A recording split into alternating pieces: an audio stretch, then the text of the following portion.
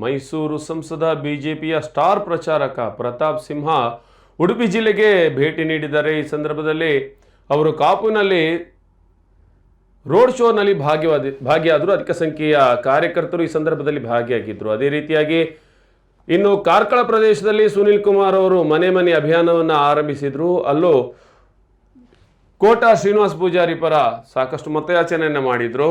ಇನ್ನು ಕಾಪಿನಲ್ಲಿ ನಡೆದಂತಹ ಬೃಹತ್ ರೋಡ್ ಶೋನಲ್ಲಿ